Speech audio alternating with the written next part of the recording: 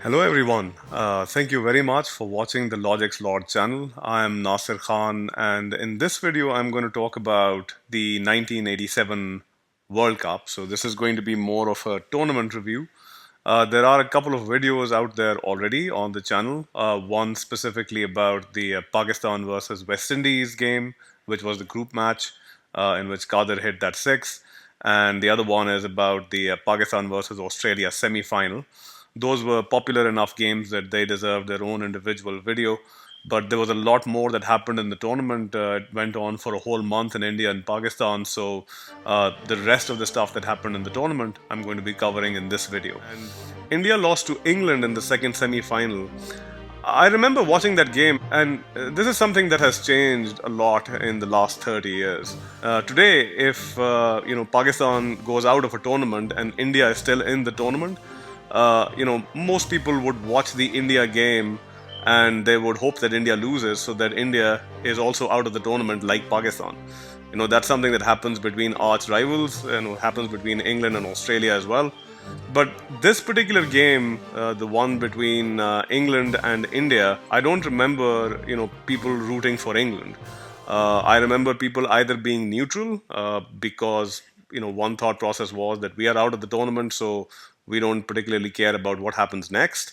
And the other one was that people really wanted England to lose because England apparently was the most hated cricket team at that point in time.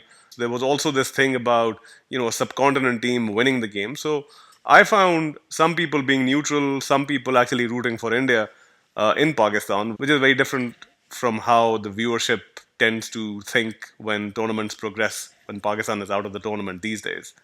The other thing that also doesn't happen these days is that a team that actually beats Pakistan in a tournament, that's the team that you are rooting for in the final as well. But that's what happened with the Australia-England final. I guess it had to do with the fact that people just wanted England to lose.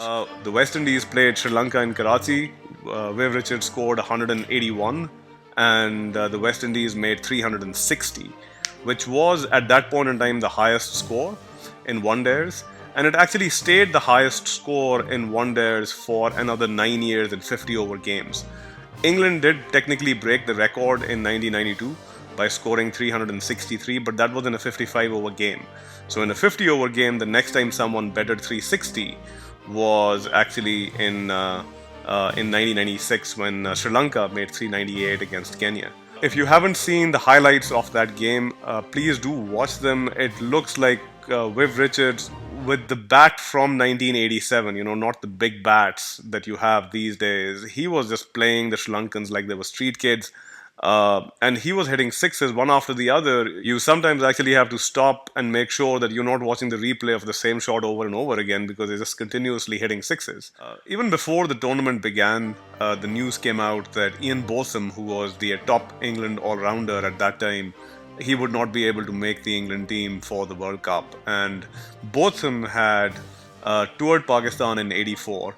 He had actually left midway in that tournament, probably for some injury reasons.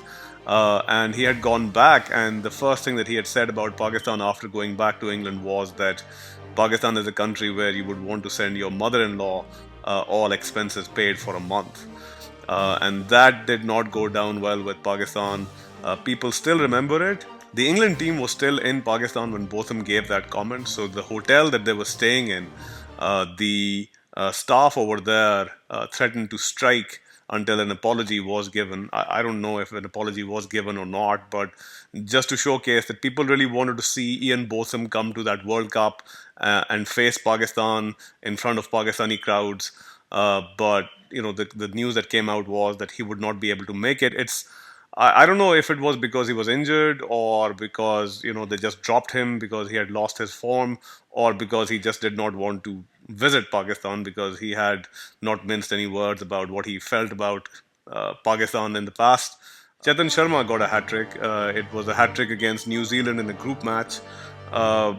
People found this to be very amusing because Chetan Sharma was best known then and probably still is best known for the guy who bowled a knee-high full toss to Miyadad in Sharjah for that six. people were wondering, how bad the New Zealand team was that Chetan Sharma got a hat-trick. But Chetan Sharma was the only guy until 1999 to have a hat-trick in the World Cup. So 7 World Cups, nobody had a hat-trick. So it was a big achievement. There was a group match between Pakistan and England in Rawalpindi, a game that Pakistan ironically won by 18 runs. The same margin of defeat that they would have in the much more infamous game, which was the semi-final. And the England team was actually doing very well. They were chasing 239 and they were 206 for 4, and they lost the last 6 wickets for 15 runs. And interestingly, the architect of that collapse, the person who started that collapse, was Salim Jaffer. So it's very funny that, the 18-run margin and Salim Jaffer would be said in a very different context a couple of weeks after that game. India lost to Australia in the group match, which was the closest game in that tournament. They lost to them by 1 run. They needed 2 runs of 3 balls, with Kiran More batting on the non-striker end, but Maninder Singh, who was the last man, decided to hit a 6 and was bowled. Gatting's reverse sweep, which is the most iconic image, I think, of that World Cup final, against Australia. I remember watching that game, and England was so much in control that it had gotten boring. We were actually trying to entertain ourselves with something else.